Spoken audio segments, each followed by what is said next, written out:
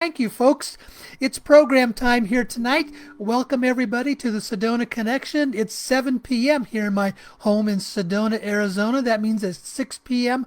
on the West Coast and 9 p.m. on the East Coast, and wherever you may be around this big, absolutely wide and wonderful world. So it's nice to be back with the program. And yes, I've been gone for a lot on trips to Hong Kong. Now, I'm going to explain tonight what was involved in that and what happened in the scenario that is there. The most important thing to understand, and I want to say this right up front, is the issues in Hong Kong had absolutely nothing to do with our currency exchange. That is still ongoing. Everything is good and nothing changed there. But I was able to clarify a lot of issues of questions I've had in the background about what really goes on. Who really is this dragon family? And as you know, my connection with the dragon family, I'm going to call him the ambassador, okay? Uh, if you're hearing a lot of background noise, it's not. Oh, wait a minute. Hold on just a second. There's one thing I need. Yeah. Now, the man that I became acquainted with 10 years ago with the Dragon family, his name is the Ambassador. Now, out of for security issues, I'm not going to give you his full name. Many of you may know who he is, but I think it's just best that we don't do that. And I had stayed in touch with them for a little over a year, and I hadn't been contacting him at all. Well, it was back in late June. He got in contact with me and said he was in Hong Kong and he wanted me to come there and visit him, and I did.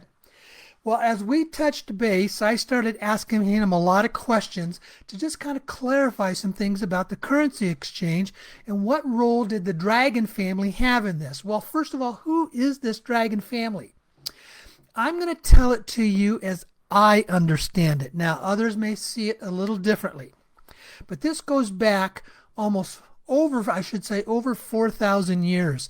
Almost all of the senior members of the Dragon family can trace their family genealogy back generation by generation, thousands of years, okay? Eons ago, there was this ET race here called the Anunnaki that came to Earth to mine the gold.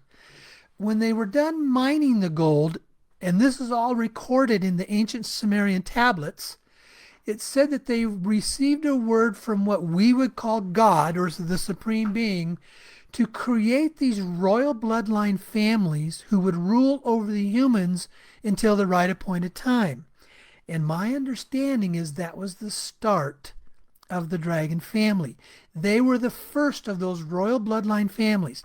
Now, Dragon families, even though they're located in Hong Kong and a lot of their operations have in China, they are not all Chinese.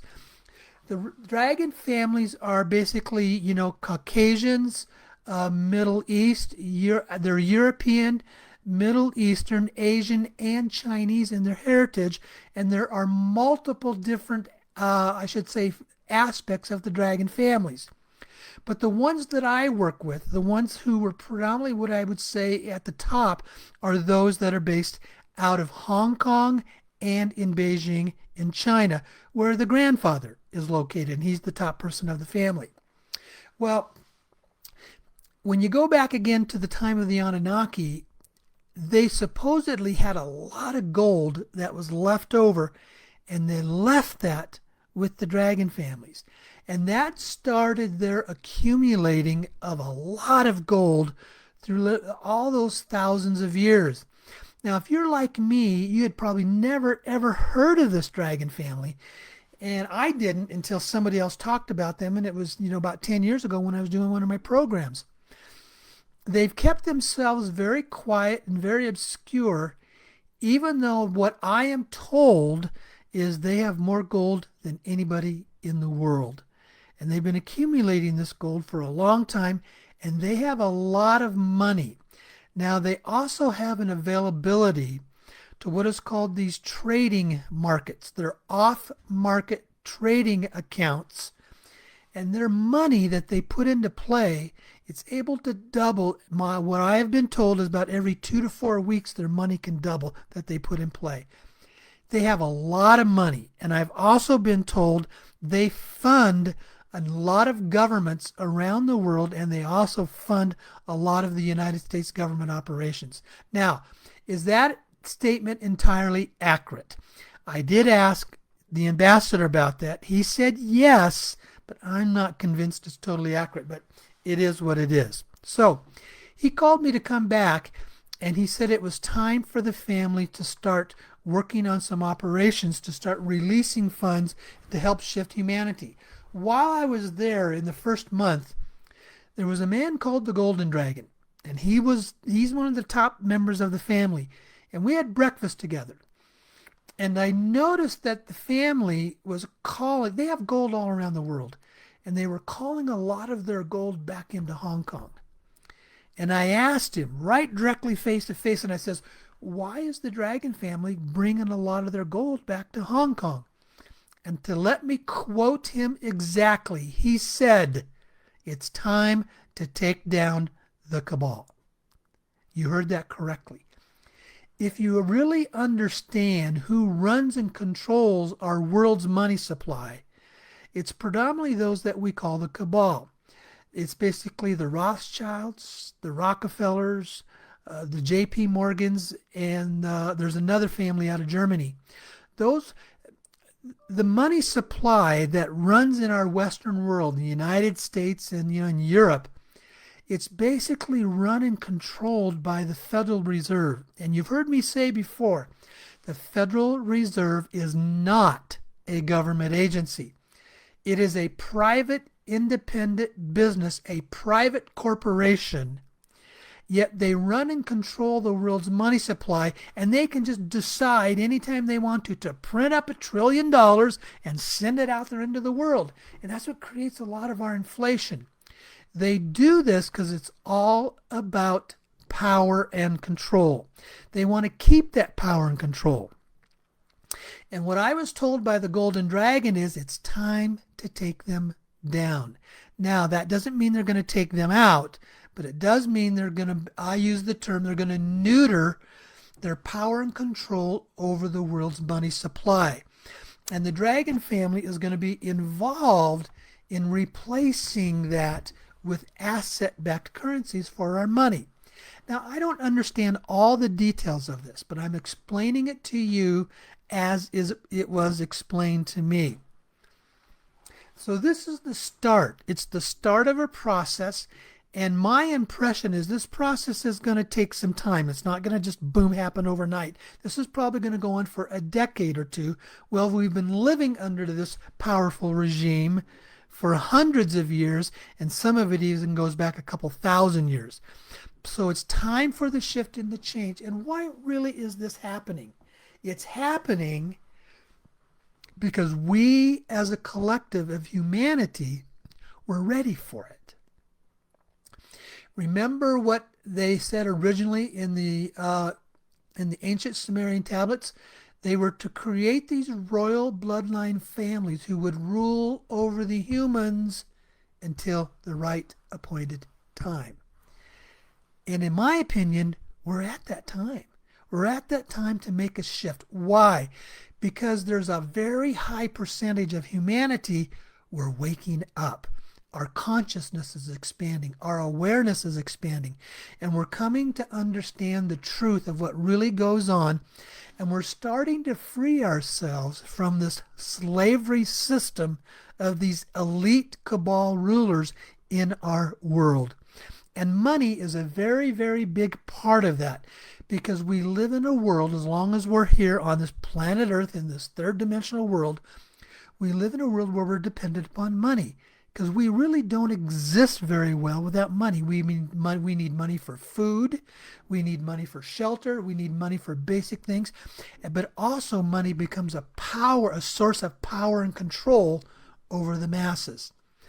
Now, this currency exchange is designed to basically neuter that power and control system. Now, my understandings, it was the Dragon families that helped fund the original funders of what we call the funds for our currency exchange. This money is at what I call the Texas Processing Office. Now, that's all that I can say about that. I can't expand on that anymore, but it's the Texas Processing Office where our funds are. And for those of us involved in this currency exchange, it's very real. The money is very real. It is there. I've had multiple firsthand contacts that have seen the bank accounts of the money that is there to be paid out to us through the Texas Processing Office. Now, when I was in Hong Kong and I was discussing with the ambassador, I asked him about who is in charge of releasing those funds. And this is where I found out he wasn't totally honest with me. He gave me the impression that he was the one. He would receive the word from others, but he was the one that would contact President Trump's office, who would then contact the U.S. Treasury, who would then tell the Texas Processing Office they can release the funds. That's how it was explained to me. But I came to find out that that's not totally accurate. We don't know, I don't know who is the authority that's going to tell them to release the funds. That is kept very quiet and confidential for security reasons. And so what I discovered that my time with the ambassador is that he was kind of leading on some things. Well, I kept going back and forth to Hong Kong, and here was the reason why. He said there was some funds that were in India, and it was about $25 to $30 million, and that it was money that was to be sent to him personally, where he could personally use. And he kept telling me that I was going to get a lot of money out of that. So that's why I continued to stay with him. Well, the funds kept getting delayed because my understanding was the people in India didn't want to release those funds because, see, they were in a bank account. And as long as it was in the bank account, they were able to use those funds to put those funds out in the various places on trading platforms. And the fund was growing and they were making a lot of money. And my understanding is that the sources in India were taking a lot of that money, the growth, and putting it in their pockets. And that's why they didn't want to send it back. Well, I finally came home the day before Christmas, and I got back home on Christmas Eve after being back in Hong Kong off and on for about 5 months. And 3 days later, I received a notice from the ambassador's brother that he was in the hospital in very serious condition. And I thought, oh my gosh, what had happened? I got some of the details, but I didn't know how accurate they were. So 2 days later, I hopped back on the plane and I went to Hong Kong to see him. And I was able to go into the hospital room and at his bedside. Now, this was probably right about the 2nd or 3rd of January, somewhere in that time, about a week and a half ago. I was there.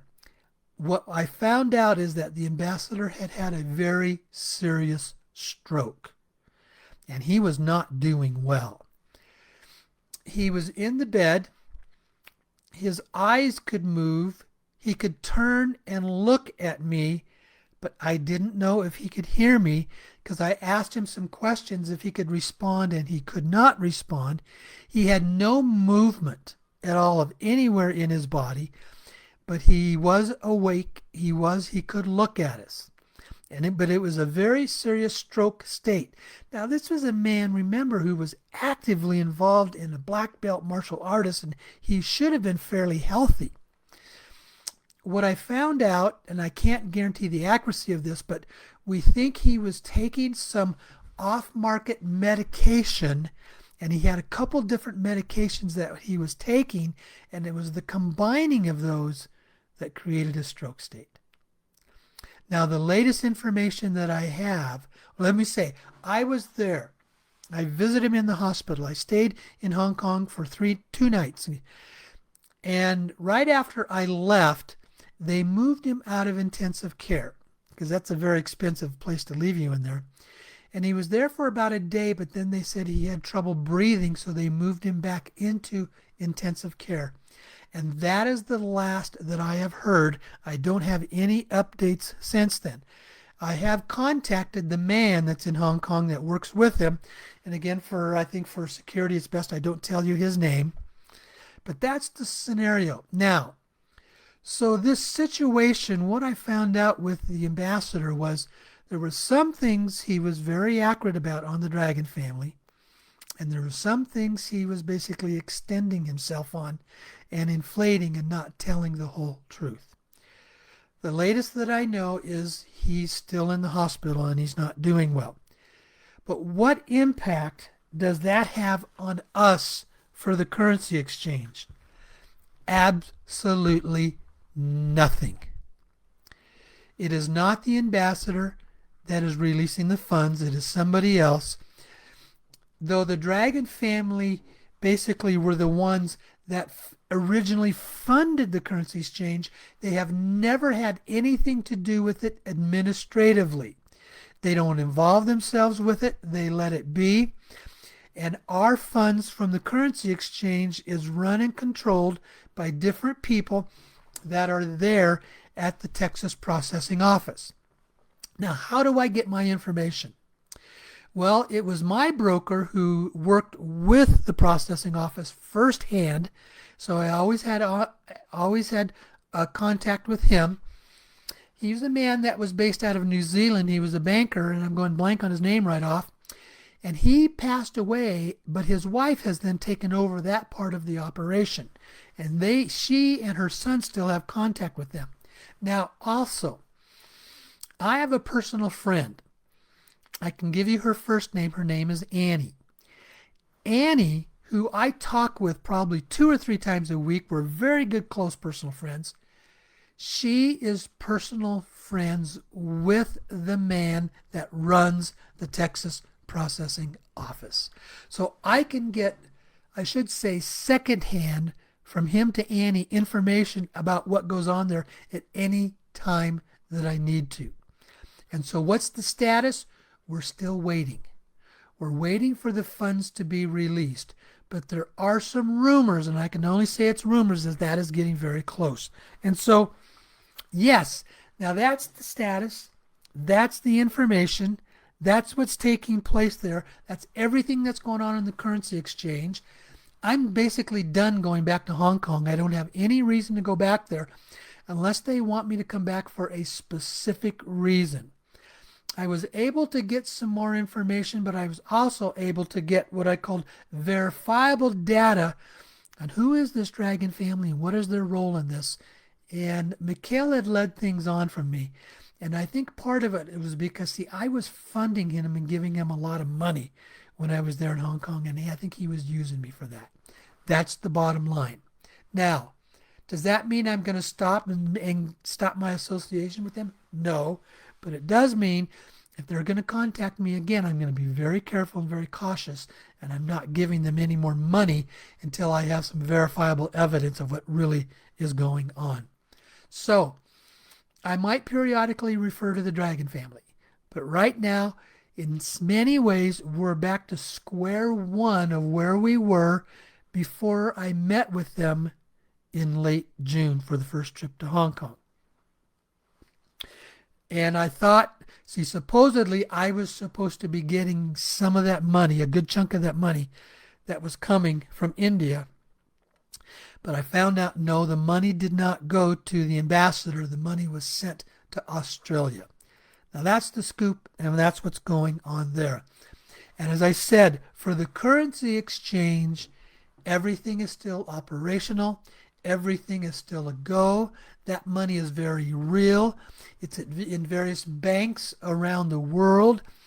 The Texas processing office are the ones who run the currency exchange. Now, so the question is then, can you still purchase more dong? Some of you have purchased bonds. That was a very limited opportunity.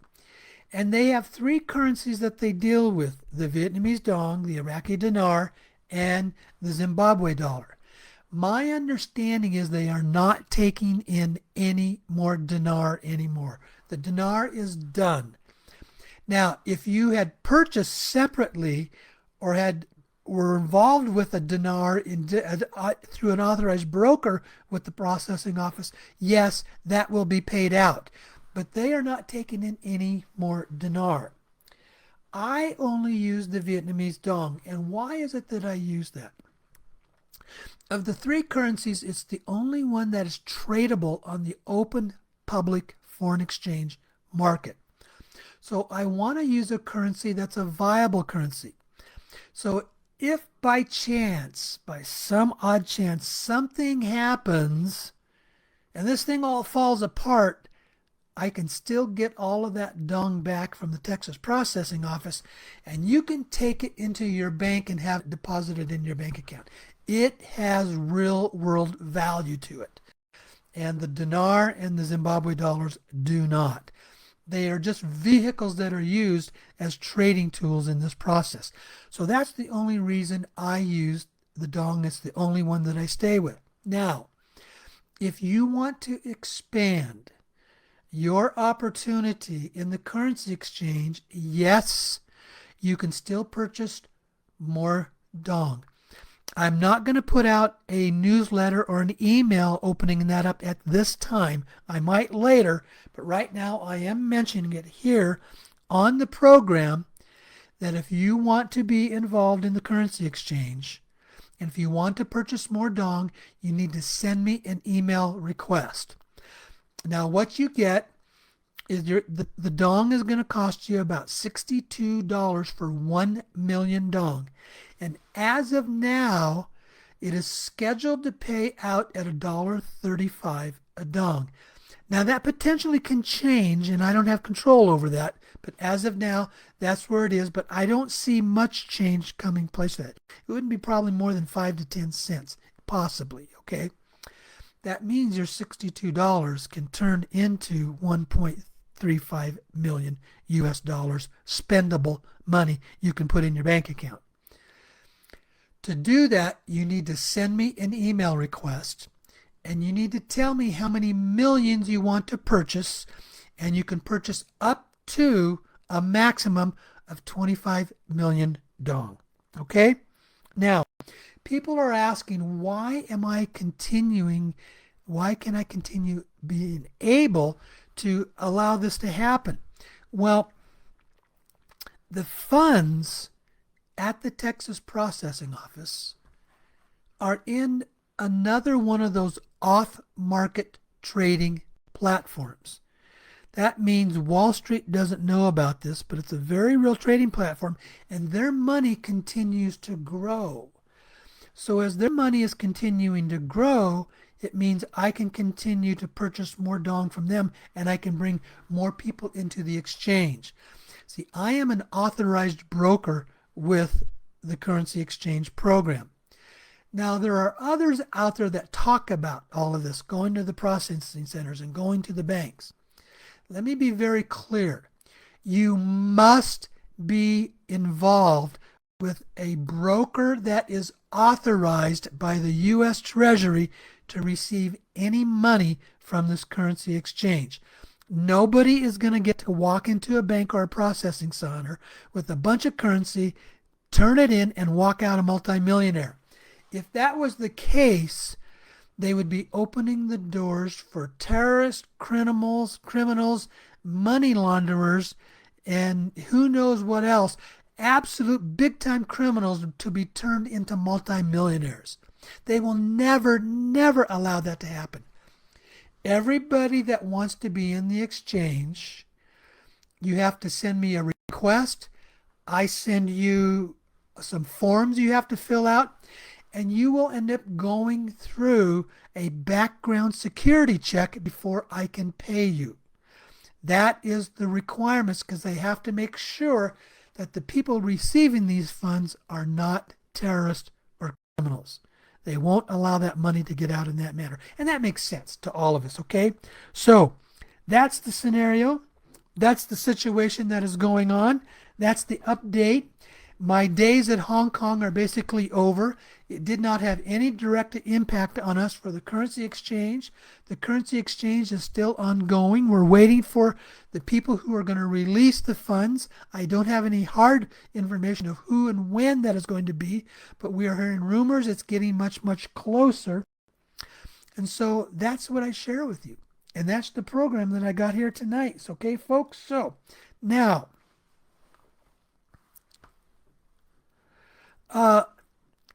so Mike, you said you don't believe that for a minute you can exchange Canadian dollars. All, of course you can. You can take Canadian dollars into the bank and exchange them for US dollars. But you can't do that with Iraqi dinar and the Zimbabwe dollars. You can do that with the Vietnamese dong, okay?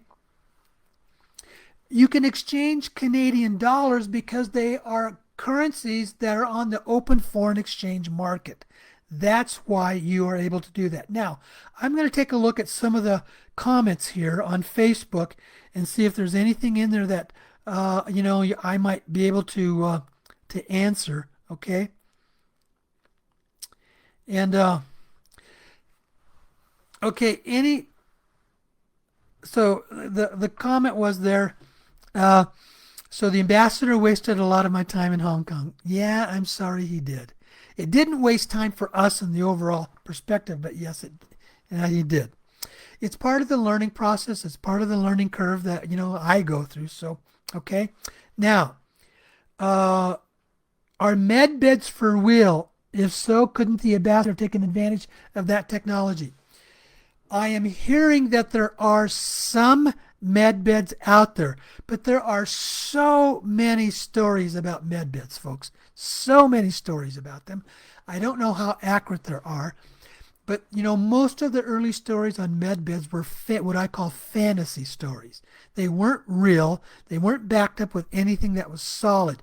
But supposedly there are some med beds that are starting to appear out there, and they're very, very limited, and it's a progress. Now, is PIF still legit? I can't comment on that. I haven't communicated with PIF for over 8 or 9 years. That's something you'll have to do yourself. Okay, so let's see. There was are there any plans on the credit union?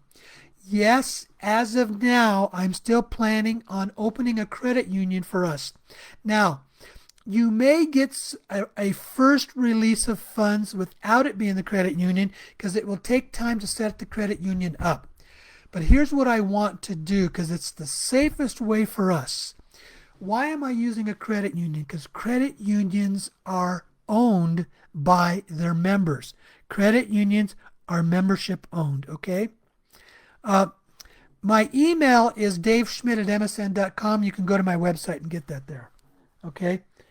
I have no idea about soon, Joseph. All I know is that's what it is. Okay. Now, let me go back again to the credit unions. I didn't finish that statement. The reason I want to do credit unions is because credit unions are owned by their members, and we're not in control of some big mega bank. And it's best for me to set up your money, put the money into your accounts, and then you are free to use that money however you want. And I would rather do that than sending out thousands of certified cashier's checks or thousands of money wires that could get hacked into. I may send out like an early response check, like maybe $100,000 to everybody, so you can have some quick early spendable money, and then we'll go through the process of setting up the credit union. It's going to take a couple of months from the time we know the funds are going to be released before you're going to have the money as spendable money for yourself. But as of now, that is the process, okay?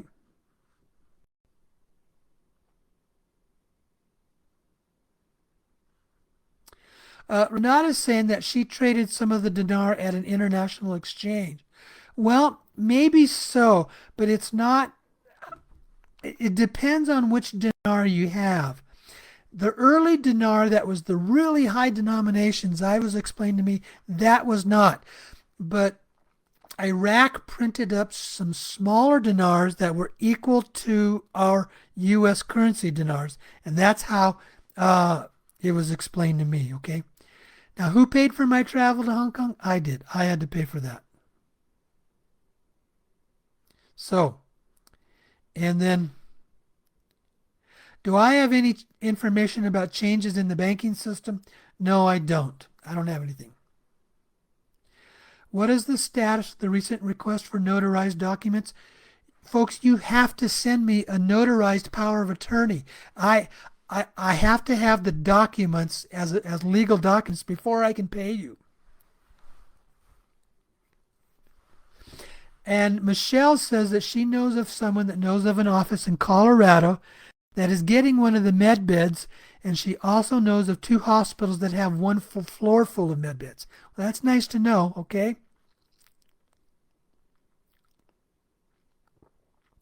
When will you get the paperwork to redo? When it's time to get paid. Once the exchange happens, can you go to the platform and double your money? I don't think so. I don't think you're going to be able to be involved in that. Who's doing the background checks? I am. I'm the one that will submit the paperwork to do a background check on you to make sure you don't have any huge felony records and stuff like that. The new paperwork will be done when it's time to get paid, so you don't have to do anything until then. I need your initial paperwork. That's the process of getting started. And then when we know it's time to get paid, there's going to be more paperwork that will need to be submitted. I don't need any of your bank information at this time, so there's no need for me because we'll take care of that at the time when it's time to get paid. Okay? Well, that's all I have tonight. When I get your money for paying for the dong, that's when I get the money from you, that's what buys the dong from the Texas processing office. The money you send me, I have a really, really small, commission I get on that. But you pay me the money, and I'm using that money to buy the dong from the Texas processing office. I do send you an email back that I've received your documents and they're good to go. I've always done that for everybody, okay? So, those are all the questions that I've seen. I don't see anything else coming in at the time. You said your notarized paperwork a couple years ago. Yes, you'll have to do new paperwork when we get paid. I don't need any new paperwork until then. All right? So I think we're ready to call it an evening then, okay? Thank you. It's nice to be back. And